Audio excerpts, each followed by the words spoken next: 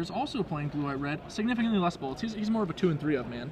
Okay, all right. But I mean, we have one player in Ken that has 1 Aetherling, and Justin has 2. Well, naturally, Justin has the advantage, but that also means Ken is certain to win. So.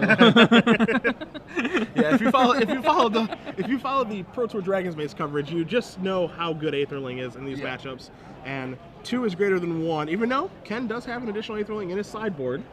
Oh, so I guess the odds have evened up then. And we are moving to a sideboard game, and Ken did win. I have a game 3rd 1. Aetherling over Ooh, here, though. Yeah, all right, so so you're the favorite. favorite. Yeah, Justin how many is Cavern the favorite. Souls do you have? Let's go to the next Dun, tiebreaker. dun, dun, dun. Zero? Uh-oh. 0. Dose.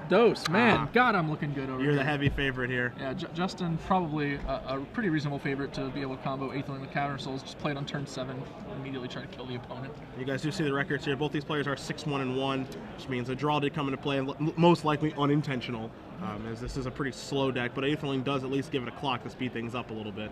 Yeah, both these players will need to win out for a shot at top 8, very likely.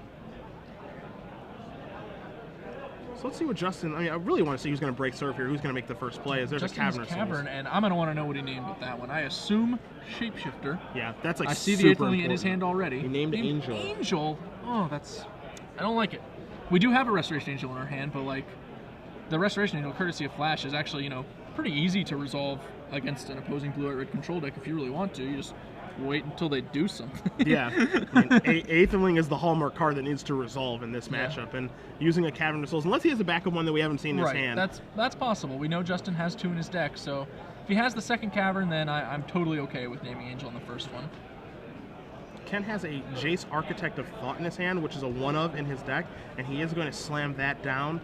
This was something that really defined the blue decks in Block Constructed last weekend, and that's going to get us syncopated. And I think that's correct. Like, you can't let that resolve.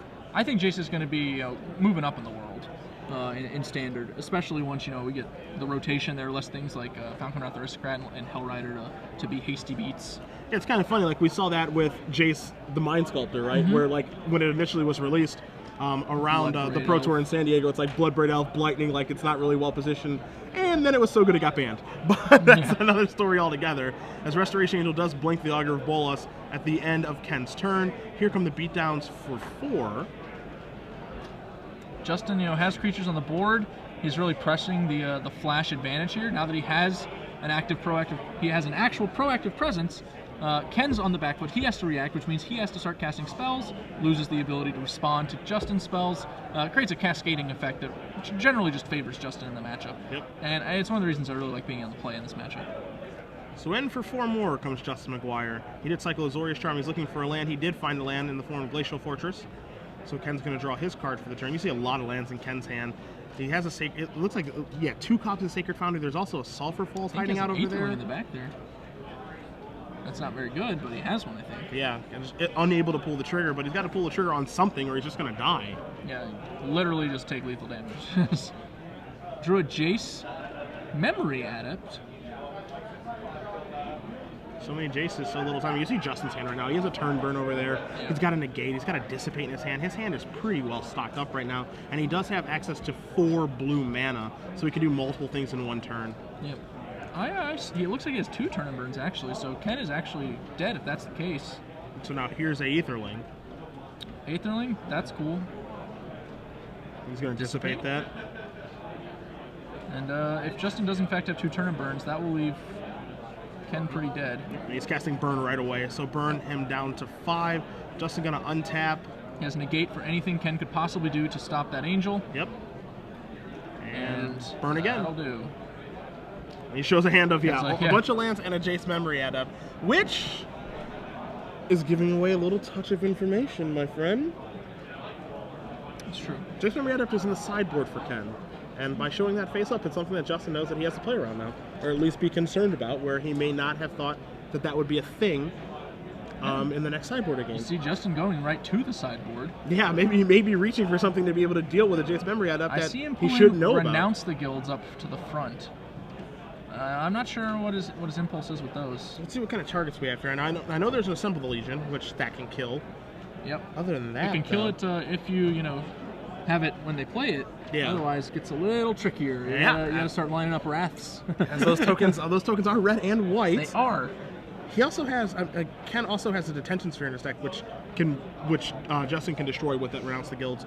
But other than that, there actually aren't very many targets at all. So I'm a little bit surprised to see him reaching for those and potentially sideboarding those in. It's possible it was also just a little bit of a show, you know. He wanted to make it look like he was doing some sideboarding, especially, Sure. you know, after he's shown the Jaces. Maybe he's going to level 3. Oh, now that you showed me you have Jaces, I'm going to bring in whatever I got for Jaces. Maybe you will get out of your Jaces. Why are you talking like that? I don't know. It's the rope-a-dope, you know? You gotta take on a persona here. Yeah, what level are we on? That's the fun questions. We're going to cut back to the booth here for you guys really quick. Blue, white, red mirror match. Now this is a deck that Matthias and I talked about quite a bit. We were talking about Hallowed Fountain decks in general, about how they are poorly positioned right now, but I feel like they are just waiting for the evolution, because like Hallowed Fountain decks at the Block Constructed Pro Tour were the decks to beat. Be it Bant from Team SCG, be it Esper from Channel Fireball. Big bullseye on their foreheads. Yeah, like that was Revelation, Aetherling, Azorius Charm, Verdict, Jace, Architect of Thought. Like, those were the cards to beat. Yeah, look at the decks that the other teams played. You know, obviously the bulk of Channel Fireball played Esper themselves, a Hallowed Fountain deck.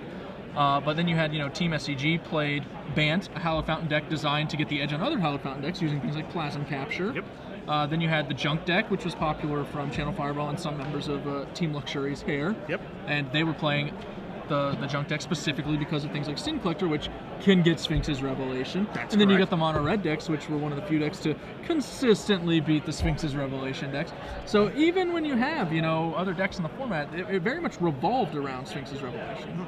And it's just, you know, the translation is going to happen. We don't know when it's going to happen, but the translation of Hallowed Fountain decks starting to be under the spotlight again, with Supreme Verdict, with Sphinx's Revelation, and whatever tools it wants to use to win, I feel like it's coming.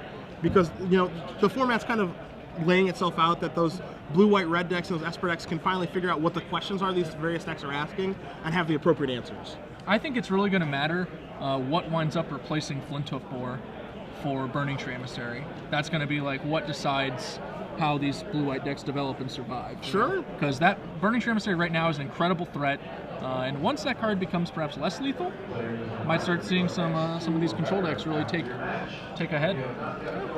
Voice of Resurgence, you know, kind of a pain, especially when Pillar rotates, but that card hasn't actually proven itself yet. We got a lot of smoke up in these chimneys, and also as good as not a lot of fire. As good as it is, it can't be put into play off of Burning Tree Emissary. That's true. Thank goodness. Thank goodness indeed, because that's what Voice of Resurgence needed to be better. Because we're going to see a Think Twice here from Justin, and does he have a fourth land? Okay, Yeah, so he he's does. got lands galore. All right.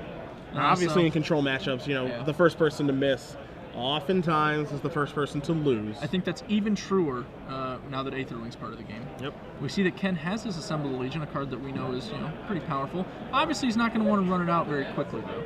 Yeah, does he dare slam this in the face of 4 open mana? I would have been surprised if he did, and I'm not surprised that he didn't, as Justin is going to flashback, I think, twice. He's going to draw a couple of cards here. You see him moving an Aetherling up to the front. Well, yeah, it's a good spell. Yeah. He does have, I believe, one of his Cavern of Souls in his hand, so we'll probably see an Aetherling on turn 7. That's my guess. Sphinx's Revelation for 2. A little one. Obviously, he's hoping that Justin might counter this.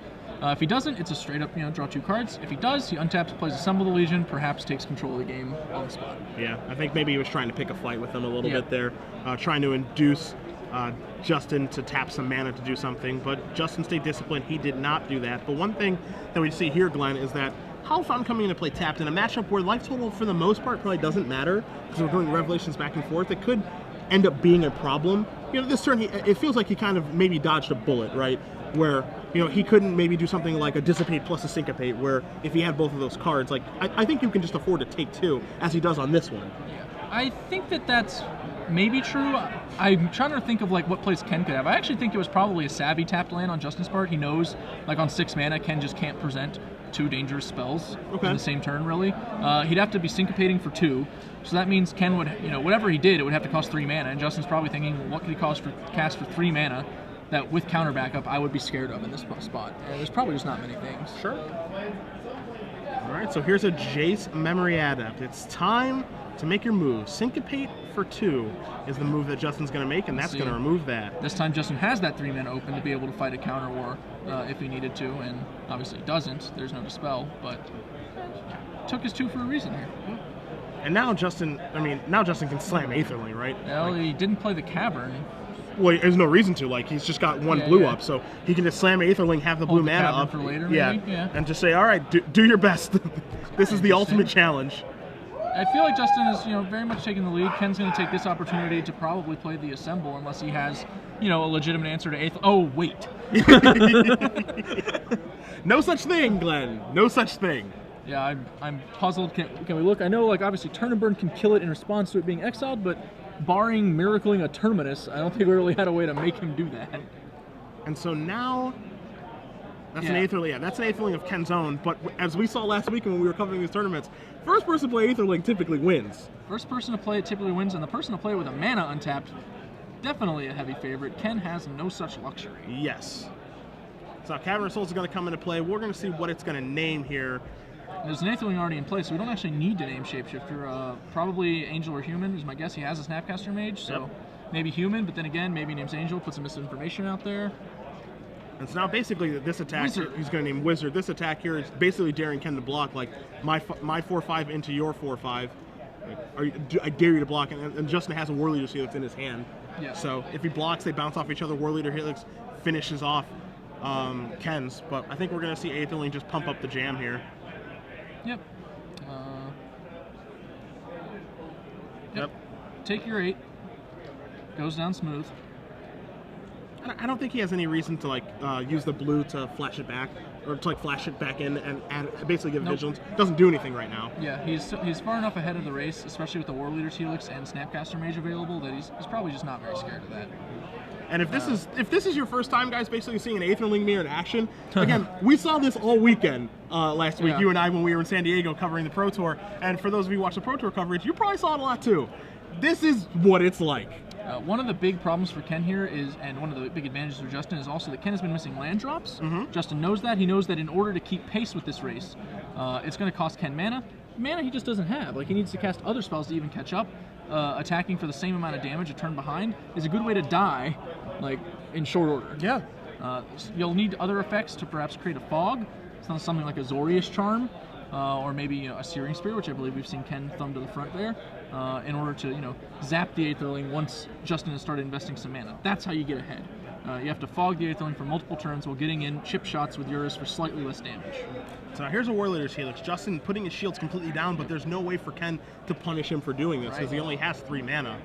Like, the best he could do is like an unsummon type card, which, taking a look at Ken's deck list, does not exist. Yeah, it seems pretty unlikely that he would have something like that. And Ken's going to go ahead and dissipate it, probably correctly, but obviously that leaves him now vulnerable. The Aetherling can knock him again for 8, and Justin doesn't have to fear one of those fog effects we just discussed.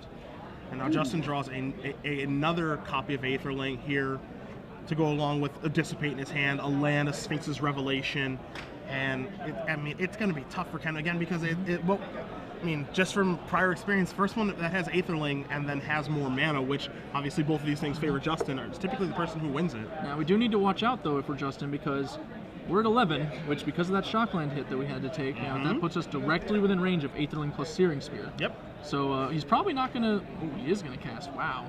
That's bold. Yeah, okay, he rethinks that one. He's like, whoa. Take a look at the clock there. Yeah, if we cast Aetherling here, we're actually risking dying to a wide variety of cards, unless we have a Dispel or something that I can't see. And you see his hand, he's got Snapcaster Mage, he's got Sync, it looks like that's a Dissipate Snapcaster Mage. I'm pretty sure I would just be like Snapcaster Maging War Leader's Helix to the Dome right here.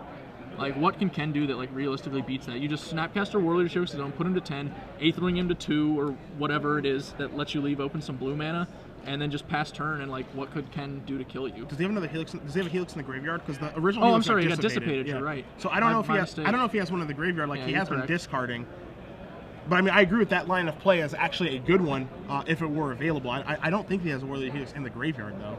I mean, he needs to be like super cautious. However, like, I definitely agree with you that overall, like, he needs to be. He's definitely ahead, but he needs to press his advantage accordingly. Carefully. He does. These are the spots where you don't want to just accidentally die. Yeah. Because you got a little overconfident. Like, he has more lands, he has more cards. He's gonna take 2 from Steam Vents. I think that's fine. No, it leaves him still dead to a Searing Spear in basically the same fashion. Like, if an Aetherling, hit gets through and he can't counter the Searing Spear, he would still be dead. So it doesn't really punish him that much. The only difference maker is Pillar Flame, but this is post-board. That card should not be in either of their decks. And then it was. And then it was. I've seen crazier things, man. Obviously, it does add a few outs for Ken to be able to even present lethal in turn and burn, which we know that he has. But from Justin's standpoint, that's probably not a big deal because he probably feels confident that he can handle, a spell regardless. As long as he can handle one burn spell, he feels pretty safe. Yeah. And Ken knows if he goes all in here and fails, he will be dead. All right, Ken. I feel like Assemble the Legion has become a much worse card with the printing of Aether. I do not disagree with you one bit. Yeah, that's what I'm kind of sensing here, because Ken had this card that used to be like, just the straight up Nutter Butters, and now it just is an actual liability. Probably wishes it was any other card in his entire deck. That was the Mirror Breaker for a little while. It was like that and Jace Memory Adept, and I still think the Jace Memory Adept is okay in the mirror. I don't think it's great. Like I don't think it's on par with Aetherling in the mirror. No, but it's you can't just run 6 Aetherlings or whatever. You gotta have something else for them to counter. Yeah. And the fact that it costs 5 means you can play it before an Aetherling. You can tap out before your opponent can safely tap out for Aetherling or a Jace Memory Adept, and it pulls a counter out of their hand before you go for yours. So I actually think Jace Memory Adept probably got a little bit better with Aetherling. It's one of the better ways to sequence threats in this matchup, as opposed to Assemble the Legion, which is not nearly threatening enough. So here's a Snapcaster Mage. Uncounterable Snapcaster Mage. Looks like it's targeting a Zorius Charm. Yep, Yeah. that's cycled on turn 4 thereabouts. And he just wants to fog an Aetherling. That's basically what this is. And so you're going to see the blink ability here. Ken probably dead now. He has the ability to fog, but he's fallen behind in that race. He's going to have to start spending his spells to do that. And if Justin just has 2 counters, that would be it. I think he only has 1 though. Yeah, he has Dissipate at the ready, Sphinx's Revelation, and another copy of Aetherling in his hand. Yeah. So those are the 3 cards that are left over there for Maguire. So he's sitting pretty right now. Is this going to whoa, be an Assemble the Legion? Hey, buddy. Let's put that enchantment to the back of the grip. Let's not do anything crazy. He passes, correctly so. He has 2 burn spells. He can use those to prevent Aetherling from hitting him in the face.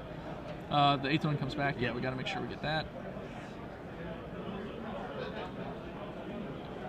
Justin perhaps considering calling a judgment on a trigger or something there, but that's a fine thing that just happened, so we're not going to do that. Draws a land.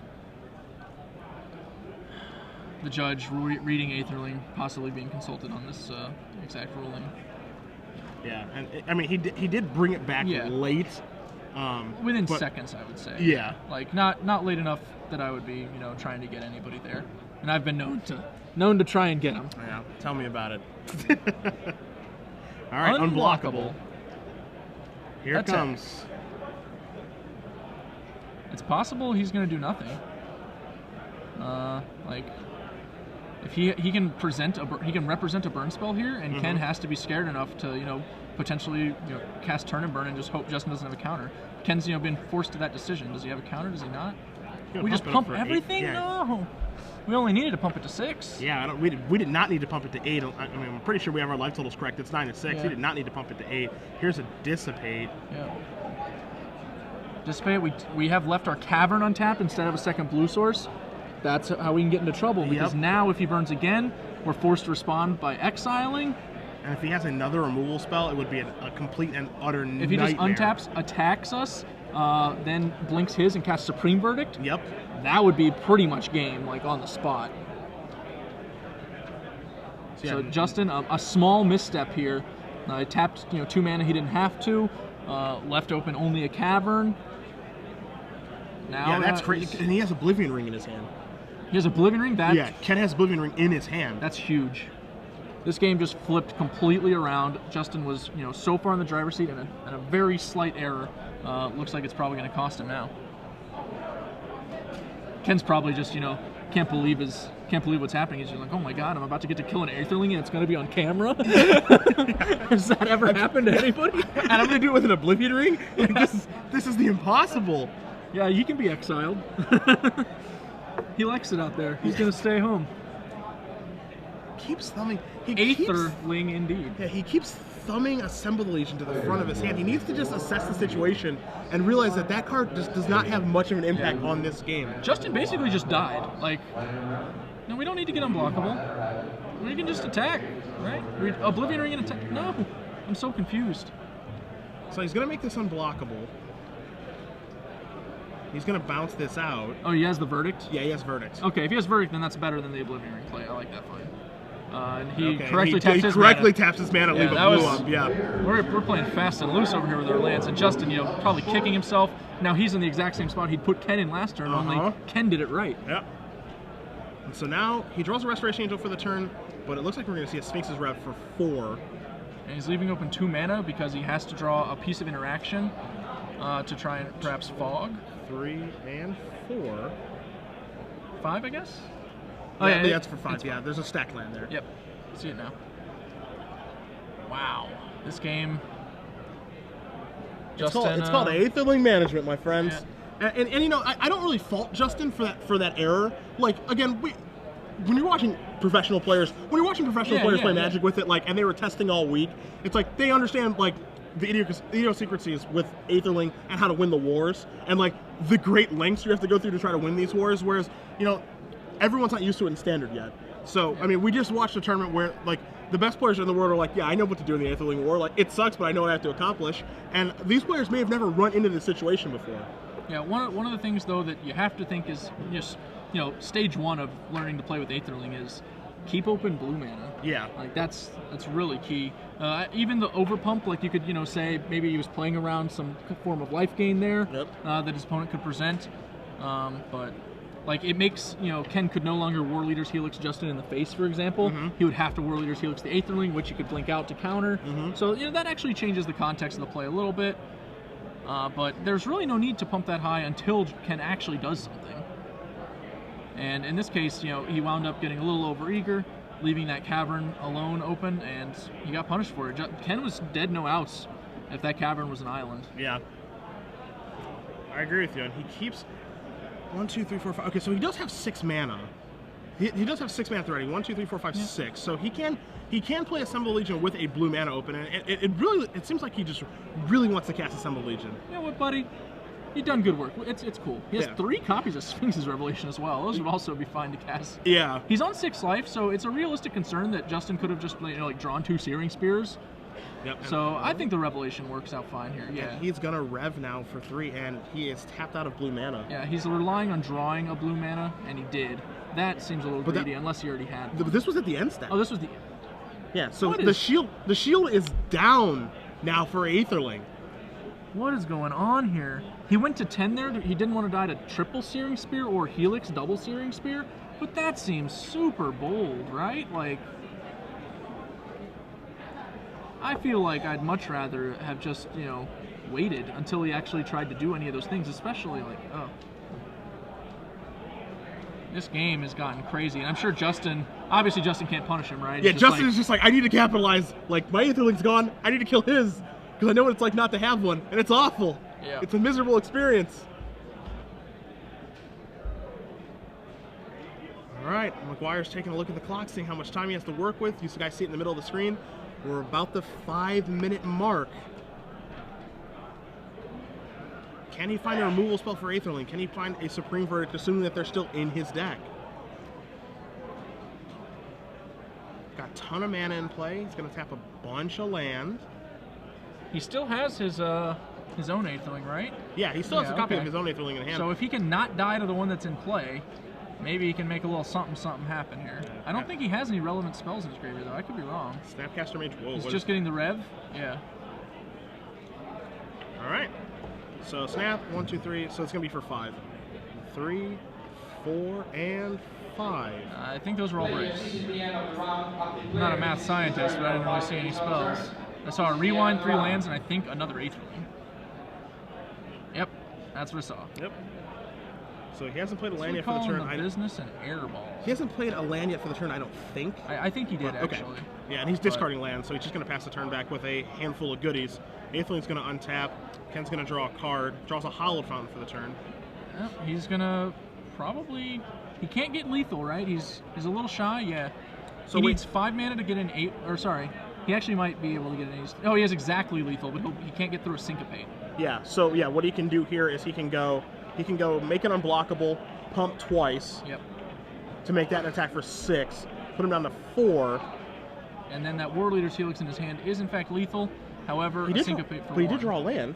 Did he draw a land? Yeah, he drew a land for the turn that he has not put into play yet. I'm fairly confident. Then he should play that, and I win the game. That would be my play. I agree with you. That is going to get syncopated for 1. And and he has a land. He has a land. Oh He's my goodness! somewhat chagrined. He was probably fearing the gate. Would be the reason to play it this way.